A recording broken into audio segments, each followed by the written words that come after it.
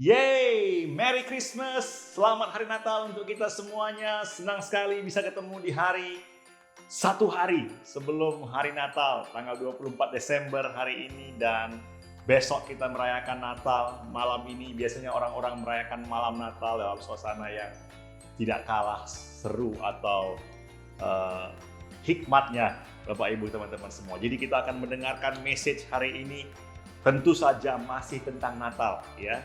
Dan masih dalam tema besar kita tahun ini tentang closer, tapi kali ini bukan manusia yang closer ke Tuhan atau ke hal-hal yang dari Tuhan, tapi tentang Tuhan sendiri yang getting closer to us, humankind, yang Tuhan yang mendekat kepada kita manusia, Bapak Ibu teman-teman. Kenapa saya katakan demikian? Karena hari Natal ini adalah tentang perwujudan atau penggenapan janji dari Tuhan bahwa Dia akan datang menjadi juru selamat yang luar biasa. Dan itu yang jadi judul kita hari ini, yaitu janji Tuhan tentang juru selamat yang luar biasa. Ya, jadi bahwa Tuhan yang akan datang mendekat kepada judulnya hari ini kisah sukacita Natal ya, tapi subjudulnya adalah janji tentang juru selamat yang luar biasa, bahwa Tuhan sendiri yang akan datang kepada manusia untuk menyelamatkan kita. Ya, kalau mungkin kita sering membayangkan, kita sering menganggap bahwa harus manusia yang bersusah payah, berjerih lelah dan mencoba untuk bisa datang kepada Tuhan supaya kita hidupnya diterima oleh Tuhan. Tapi ternyata tidak demikian saja Bapak Ibu teman-teman ya. Ternyata Tuhan sendiri yang jauh lebih ingin, jauh lebih rindu untuk datang mendekat kepada kita dan menyelamatkan kita Bapak Ibu teman-teman ya. Bahkan janji ini ya sudah disampaikan beratus-ratus tahun, 600 tahun sebelum hari Natal tersebut terjadi. Ya, di dalam Yesaya 7 ayat 14 ini ditulis oleh seorang nabi bernama Yesaya pastinya. Ini ditulis sudah jauh sebelum hari Natal yang pertama itu, dikatakan bahwa karena itu Tuhan sendiri akan memberimu satu tanda ini.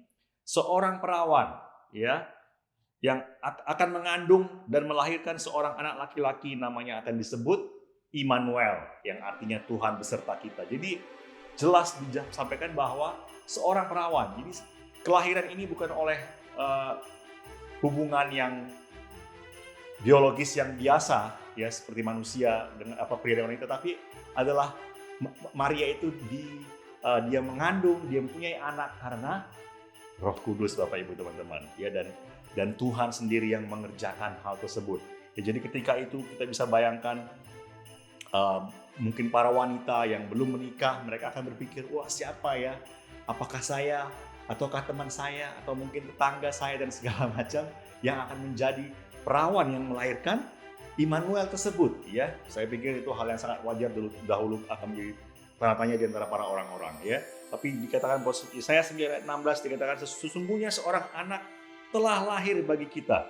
Seorang putra telah dikaruniakan bagi kita dan pemerintahan akan ada di bahunya.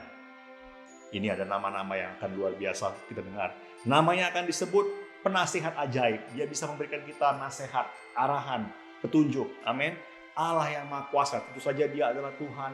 Allah yang sangat luar biasa dan berkuasa yang layak kita sembah. Ya, dia juga Bapa yang kekal. Ya, sekalipun dia berkuasa, sekalipun dia penasehat, tapi juga dia adalah Bapa kita yang akan melindungi kita. Dan dia adalah Raja Damai. Ya, dia adalah Raja yang berkuasa, tapi melakukannya dengan damai, bukan dengan gerasa gerusu dan segala macam Bapak Ibu teman-teman. Ya, jadi kita akan melihat runtutan bagaimana peristiwa kelahiran Yesus tersebut yang terjadi most likely di malam hari. Ya, dan kita akan melihat ada beberapa nanti urutan acara lagi, urutan ceritanya Bapak Ibu teman-teman ya. Jadi kelahiran sang juru selamat di dalam palungan, ini subjudulnya. Palungan itu mungkin bahasa yang kita nggak terlalu familiar sekarang, tapi itu sebenarnya kalau Bapak Ibu teman-teman pernah pergi ke kandang hewan, biasanya ada semacam tempat mungkin dari kayu ya, mungkin agak memanjang, dan di dalamnya ditaruh mungkin jerami atau tanaman-tanaman atau mungkin sejenis jerami untuk menjadi tempat anak-anak hewan yang baru lahir ditaruh ya, supaya dia tidak lembut dan juga merasakan kehangatan ya. Jadi di Lukas 2 ayat 4 sampai 7 kita akan lihat Yusuf pun berangkat dari Nazaret di Galilea ke Bethlehem di Yudea tempat lahir Raja Daud sebab Yusuf keturunan Daud. Yusuf mendaftarkan diri, jadi ini setelah Maria mendapatkan kabar dari malaikat Jibril dan setelah Yusuf mendapatkan mimpi bahwa jangan ceraikan Maria tapi tetaplah dampingi dia selama masa-masa akan melahirkan ini. Ya, Yusuf mendaftarkan diri bersama Maria tunangannya yang sedang hamil ketika mereka di Bethlehem. Tibalah waktunya bagi Maria untuk bersalin. Jadi sudah 9 bulan. Ia melahirkan seorang anak laki-laki, anaknya yang sulung. Tentu saja anak yang pertama karena dia bahkan belum ya ini bukan karena hubungan biologis ya. Anak itu dibungkusnya dengan kain lalu diletakkan di dalam palung berisi jerami. Yang tadi saya sampaikan bahwa anak itu, bayi Yesus diletakkan di dalam jerami yang biasanya untuk hewan. Apa maksudnya ini? Ini kondisi yang sangat hina atau kondisi yang sangat mungkin sangat sederhana. Ya, tapi Tuhan mau dia lahir dengan kondisi yang demikian menunjukkan kerendahan hati, menunjukkan bahwa dia tidak orang yang harus atau pribadi yang harus serba wow, serba luar biasa dia baru mau datang, Bapak Ibu teman-teman. Sebab mereka tidak mendapatkan tempat untuk menginap. Ya, kondisi mereka sendiri sebenarnya ketika itu bukan karena mereka tidak ada uang, ya, tapi karena mereka tidak ada tempat untuk menginap. Semuanya full karena hari itu adalah hari-hari di mana sensus sedang dilakukan, sensus yang wajib sedang dilakukan. Jadi full semua, tidak ada tempat menginap. Ya. Dan Maria serta Yusuf, Maria ketika dia mendapatkan kabar dari Jibril, dia bilang jadilah sesuai dengan kehendakmu. Ya, dia menerima dengan damai sejahtera dan tentu saja dengan sukacita karena pertanyaan-pertanyaan yang sudah diajukan orang selama 600 tahun terjawab dan ternyata jawabannya adalah dirinya sendiri. Ya, sayalah wanita tersebut atau perawan tersebut yang akan melahirkan sang juru selamat. Tentu saja dia akan menyambut dengan sukacita. Ya, Yusuf sekalipun dia mungkin sempat ragu, sempat cemas, ketakutan, tapi setelah dia mendapatkan mimpi dari Tuhan untuk dia tetap lanjut dengan Maria dan menemani Maria bahkan dalam prosesnya, tentu saja dia akan menerima dengan sukacita, Bapak Ibu teman-teman. Jadi Maria dan Yusuf hari itu malam-malam tersebut mereka penuh dengan sukacita dan penuh dengan wonder, dengan excitement menunggu kelahiran sang juru selamat tersebut, Bapak Ibu teman-teman. Dan ternyata tidak hanya mereka berdua saja yang menanti-nantikan kelahiran sang juru selamat tersebut. Tidak hanya Yusuf dan Maria saja dan mungkin keledainya ya. Tidak, tapi ada keluarga yang baru, ada grup atau ada komunitas yang baru yang akan dikumpulkan oleh Tuhan, yang akan dipersatukan oleh Tuhan pada malam tersebut. Ya, keluarga yang baru tersebut ada 3 yang diundang oleh Tuhan atau yang dilibatkan oleh Tuhan. Kita coba lihat satu persatu ya.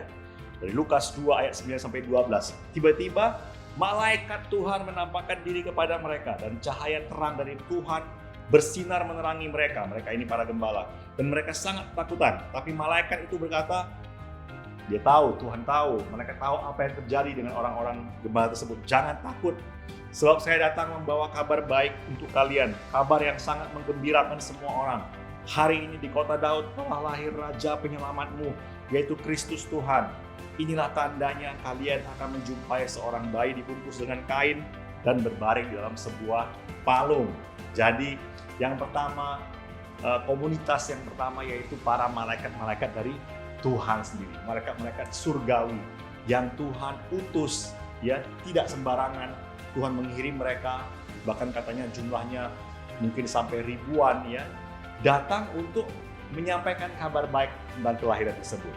Ya, jadi kalau saya bisa bayangkan, mungkin kalau kita bayangkan dari film-film ya, wow, itu mungkin bersinar satu, mungkin pertama jebret, terus muncul lagi beberapa lagi, semakin terang, bahkan sampai ratusan atau mungkin bahkan ribuan, dan kita bisa lihat suasananya, bisa bayangkan suasananya pasti sangat-sangat wow ya, sangat-sangat luar biasa Bapak Ibu teman-teman. Nah, yang kedua, dari setelah malaikat, kita lanjut masih dalam Lukas 2. Setelah malaikat-malaikat meninggalkan mereka, jadi malaikat datang, menyampaikan kabar baik mungkin beberapa menit, akhirnya malaikat tersebut pergi, Dan kembali ke surga katanya, gembala-gembala itu berkata satu sama lain, mari kita ke Bethlehem dan melihat peristiwa yang terjadi itu yang diberitahukan Tuhan kepada kita. Ya, mereka segera pergi lalu menjumpai Maria dan Yusuf. Jadi yang kedua, komunitas yang kedua adalah para gembala. Ya, serta bayi itu yang sedang berbaring di dalam sebuah palung. Ketika para gembala melihat bayi itu, mereka menceritakan apa yang dikatakan para malaikat tentang bayi itu. Mereka ngobrol-ngobrol.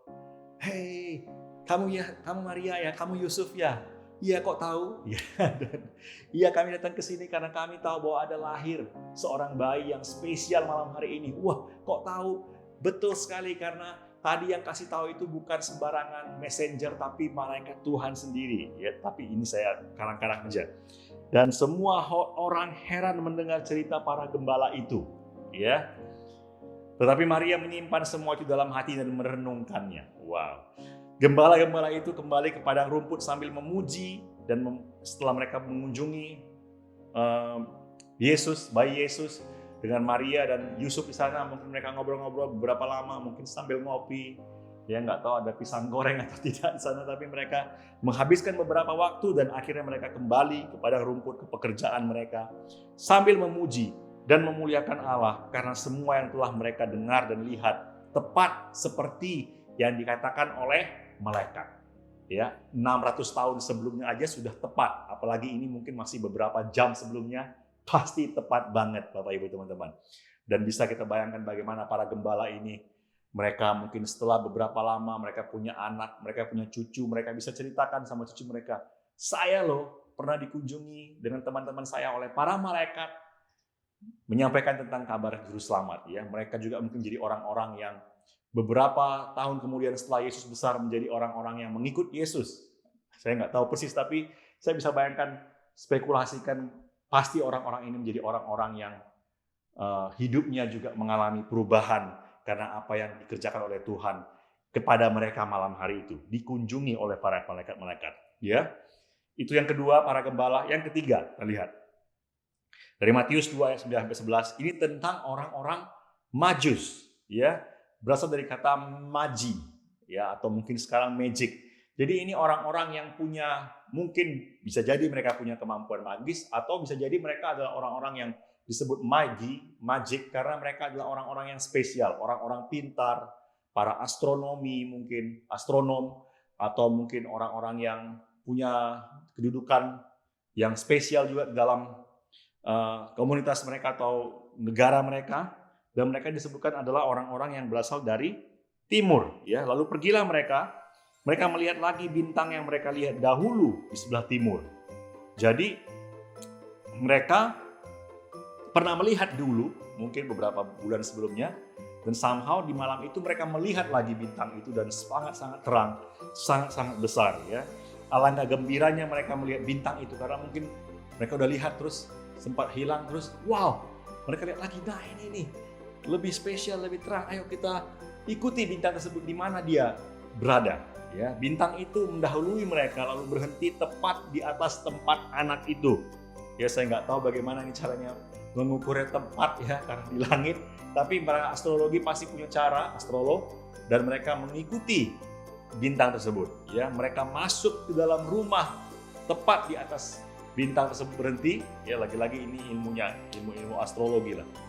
Astronomi, dan melihat anak itu dengan Maria ibunya, mereka sujud dan menyembah anak. Jadi mereka, coba bisa dibayangkan, mereka tahu ada sesuatu yang besar. Mereka pasti siapkan sesuatu yang berharga juga, ya, hadiah atau ya sesuatu yang akan mereka berikan kepada, ini pasti tentang seseorang atau sesuatu yang berharga yang akan kami hormati, dan mereka membawa hadiah. Mereka sujud dan menyembah anak itu.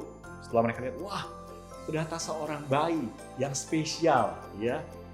Dan mungkin di sana sudah ada hadiah-hadiah dari para gembala, saya nggak tahu, mungkin I don't know, ya. Tapi mereka membuka tempat harta mereka dan mempersembahkan kepadanya emas, kemenyan, dan mur, Bapak Ibu teman-teman.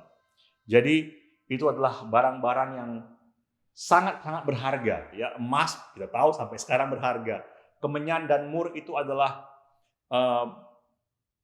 materi-materi yang harum, yang bisa untuk mengawetkan juga, yang pokoknya sesuatu yang sangat spesial zaman dahulu. Mungkin kalau zaman sekarang saya nggak tahu apa rempah-rempah yang mahal ya, tapi ini adalah rempah-rempah yang sangat spesial dan itu yang mereka berikan kepada Yesus, bayi Yesus dan kepada Maria dan Yusuf, Bapak Ibu teman-teman. Jadi sangat luar biasa kita bisa lihat ada para malaikat-malaikat, ada orang-orang gembala yang sederhana, ya yang sedang bekerja dan mereka mendapatkan surprise.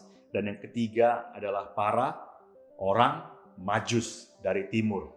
Ada cerita yang bilang mereka ada yang dari Persia, ada yang dari Jepang sana, ada dari Cina, dan ada yang dari Rusia, katanya pokoknya dari sebelah timurnya Israel saat ini, Bapak Ibu teman-teman.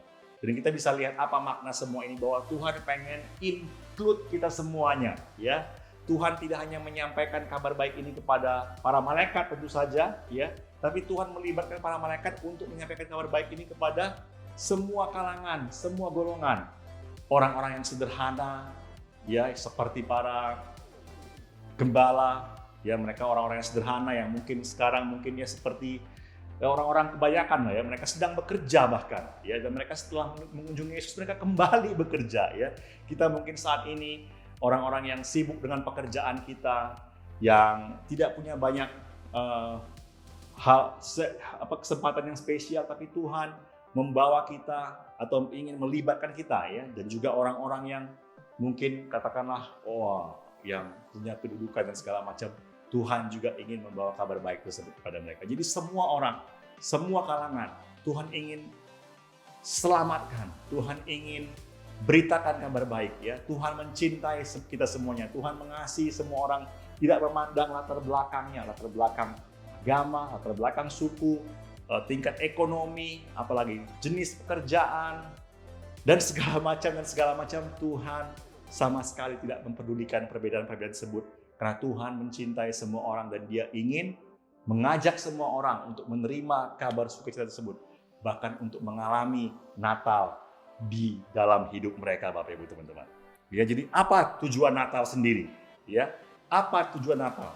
Yesus datang ke dunia ini sebagai seorang bayi yang sangat sederhana, ya, lahir dengan cara yang sangat sederhana, bukan di rumah sakit elit, ya, bukan di rumah sakit kerajaan, bukan dilayani oleh dokter-dokter yang canggih dan segala macam. Dia hanya di kandang domba, ya, menunjukkan bahwa sekalipun tempat itu identik dengan hal-hal yang kotor, bau dan segala macam, tapi Tuhan merelakan dirinya untuk lahir di sana, ya. Dan sama, mungkin kehidupan kita bukan kehidupan yang bersih, bukan kehidupan yang suci, bukan kehidupan yang tanpa noda atau tanpa celah, Bapak Ibu teman-teman. Tapi Tuhan mau masuk ke dalam hidup kita sekalipun hidup kita tidak bersih, sekalipun kita masih berdosa, sekalipun kita masih kotor, Tuhan mau masuk ke dalam hidup kita, ya. Melibatkan dirinya dalam hidup kita, Bapak Ibu teman-teman, ya. Dan kenapa Dia mau lahir dalam hidup kita, ya, karena Dia ingin membawa kepada kita keselamatan, ya. Dia lahir 2000 tahun yang lalu, dan ketika Dia lahir itu menyatakan kebaikan Dia. Saya mau lahir di dunia ini. Dan sepanjang Dia hidup, setelah Dia menjadi dewasa, bahkan Dia mengerjakan lebih banyak lagi kebaikan, Bapak Ibu teman-teman. Dia menyembuhkan orang sakit, membangkitkan orang mati, memberi makan dengan mujizat, dan banyak hal-hal lain yang menyatakan, yang menunjukkan bahwa Tuhan sangat baik kepada semua orang. Bukan hanya orang-orang Israel ketika itu, tapi orang-orang yang di luar Israel juga Dia sembuhkan. Dia tidak pernah Dia pilih, tidak pernah Dia pandang bulu. Tuhan menyembuhkan mereka. Ya, Tuhan sangat-sangat baik. Tapi kebaikan Dia yang sangat-sangat, yang paling ultimate adalah ketika pada akhirnya Dia merelakan dirinya untuk mati di kayu salib, ya, untuk menanggung semua dosa-dosa kita, ya. Dan Tuhan memberikan dirinya dalam posisi yang helpless, yang seperti tidak berdaya, seperti tidak bisa ngapa-ngapain, padahal sebenarnya Dia bisa, ya. Ada salah satu ayat yang bilang, saya bisa saja memanggil malaikat sampai berapa kata itu? 12 legion. Legion itu sekitar 6.000, jadi saya bisa panggil 72.000 malaikat untuk menghalangi orang-orang yang ingin menyalibkan saya ini. Tapi Tuhan bilang bahwa itu tidak perlu, karena yang menjadi misi saya adalah untuk mati di kayu salib dengan cara yang sangat tidak enak, untuk menanggung dan membayar semua dosa-dosa kita, ya, untuk menanggung semua kejahatan kita. Dan ketika semuanya ditanggung di kayu salib, ketika semuanya hukuman dosa kita dibayarkan oleh Yesus lunas, maka kita tidak lagi perlu menanggung hukuman tersebut. Kita menjadi orang-orang yang dibebaskan. Amin. Kita menjadi orang-orang yang sudah diampuni, bukan karena kebaikan kita, bukan karena kebajikan amal ibadah kita, sama sekali bukan, tapi semata-mata hanya karena kebaikan Tuhan sendiri. Dia mati, dia lahir di hari Natal yang pertama, dia besar dan dia mati di kayu salib 2000 tahun yang lalu. Selagi kita bahkan belum lahir, selagi kita masih nggak jelas di mana, Pak. Yang pasti dia sudah mati selagi kita masih berdosa, sama seperti Roma 5 ayat 8 bilang. Tetapi Allah menunjukkan kasihnya yang besar kepada kita dengan mengutus Kristus supaya mati untuk kita pada waktu kita hidup dalam dosa. Setuju? Ya, kita hidup dalam dosa mungkin dulu-dulunya, ya, tapi Yesus sudah mati 2000 tahun lalu untuk kita, Bapak Ibu teman-teman. And it's so amazing. Jadi itu seperti hadiah yang Tuhan sudah siapkan dengan bungkus kado yang sangat indah, dengan isi yang sangat luar biasa, dan isi yang terutama adalah keselamatan jiwa kita, Bapak Ibu teman-teman. Ya, saya ingat saya menerima kabar ini ketika saya masih remaja, sekitar umur 15-16 tahun, dan diceritakan oleh seseorang, ya, oleh kakak saya sendiri. Dan malam itu, atau bukan malam, siang itu saya baru mengerti bahwa walaupun saya dulunya orang yang sering ke gereja ketika masih anak-anak dan segala macam, saya lahir dari belakang Kristen, tapi saya nggak ngerti itu. Saya pikir itu hanya cerita sejarah. Yesus mati untuk semua orang dan it's amazing, ya, tapi itu adalah sejarah. Dan hari itu, siang itu, saya tahu bahwa itu bukan hanya sekedar cerita sejarah, tapi itu adalah cerita yang spesial yang Tuhan juga sediakan untuk saya pribadi. Amin. Dan siang itu saya bisa membayangkan, wow, itu toh ternyata kematian Tuhan di kayu salib. Ternyata untuk itu dia datang ke dunia ini, yaitu untuk saya gom-gom boleh menerima pengampunan dosa dan diselamatkan. Dan ketika saya mendengar itu dan saya sadar itu, siang itu juga saya bilang sama abang saya, yes, saya mau terima itu. Kami berdoa bersama-sama menerima Yesus untuk pertama kalinya dalam hidup saya secara pribadi, ya. Kalau sebelumnya saya tahu tentang Yesus, saya dengar segala macam, tapi hari itu saya tahu bahwa yes, saya menerima Yesus secara pribadi. Dan seiring waktu saya tahu, saya mengerti pada akhirnya bahwa bukan hanya saya yang latar belakang Kristen yang bisa menerima ini, tapi semua kita, ya, karena Tuhan bukan membawa agama dan sejenisnya, tapi Dia membawa kabar baik, Dia membawa kasih-Nya kepada kita semua. Amin. Jadi sekali lagi Allah menunjukkan kasih-Nya yang besar kepada kita dengan mengutus Kristus lahir di kandang domba, dan supaya Ia mati untuk kita pada waktu kita masih dalam dosa. Jadi mari terima hadiah tersebut di malam Natal, di hari Natal ini, ya. Silakan mungkin menonton di siang, sore, atau malam, tapi di hari-hari Natal ini, ayo terima kasih Tuhan tersebut. Ya, itu adalah sesuatu yang sangat spesial, dan Dia tidak pernah memandang kita berbeda-beda, ya. Gembala Dia terima atau Dia berikan kabar baik. Orang Majus Dia berikan kabar baik. Siapapun kita, apapun pekerjaan kita, ya, Tuhan mau terima kita. Apapun asal kita, ya, orang gembala-gembala dari Israel, tapi orang-orang Majus, ada orang Persia, katanya ada orang dari daratan Cina sana, ada orang dari daratan Rusia sana. Tuhan terima, Tuhan include semua, dan saya percaya bahwa kita juga yang ada di Bali dan yang ada di Indonesia yang menonton ini, Tuhan ingin masukkan kita dalam keluarga Tuhan tersebut. Ayo kita terima, kita akan berdoa setelah ini untuk kita mengalami atau menerima kasih yang spesial tersebut, ya. Dan engkau cukup katakan iya kepada Yesus, tidak perlu rumit, sangat-sangat simpel. Engkau cukup bilang, iya Yesus, Engkau sudah lahir dan mati bagi Engkau. Aku ingin menerima kasih-Mu tersebut karena Engkau juga sudah bangkit dan hidup saat ini, Tuhan. Ya, mari kita berdoa kalau engkau mau, dan ayo buka hatimu kepada Yesus. Ya, hanya satu doa kita hari ini, yaitu untuk menerima kelahiran Natal Tuhan sendiri dalam hati kita. Ya, kalau engkau mau, mari kita berdoa bersama-sama, dan engkau bisa ulangi doa yang saya ucapkan ini, dan sampaikan atau ucapkan dengan segenap hatimu. Mari katakan, Yesus terkasih, Aku percaya kepadamu, terima kasih telah mengampuniku, datanglah dalam hidupku, dan aku akan mengikut Engkau. Amin. Amazing, ya amazing. Kalau engkau tadi menerima Yesus, dan engkau ingin mengikut Dia atau mengenal Dia lebih jauh lagi, engkau bisa hubungi kami. Ya, mungkin ada banner di bawah ini, nomor atau sosial media yang kita bisa kontak balik teman-teman, dan mungkin teman-teman bisa belajar lebih lagi mengenai kebaikan Tuhan, bahkan mungkin terlibat di Life House kalau engkau mau, dan ada hal-hal yang luar biasa yang pasti yang Tuhan sediakan untuk kehidupan kita. Tapi yang paling terutama yang saya ingin ucapkan sekali lagi hari ini adalah Merry Christmas untuk kita semuanya. Selamat Hari Natal. Setelah ini mari kita bersuka cita dengan keluarga kita, dengan teman-teman kita. Mungkin bisa makan bareng, pakai baju yang keren, jalan-jalan dan segala macam. Karena ini adalah hari yang spesial, momen-momen yang spesial yang wajib, patut kita rayakan dengan sukacita. Oke, see you sekali lagi. Merry Christmas. Selamat Hari Natal.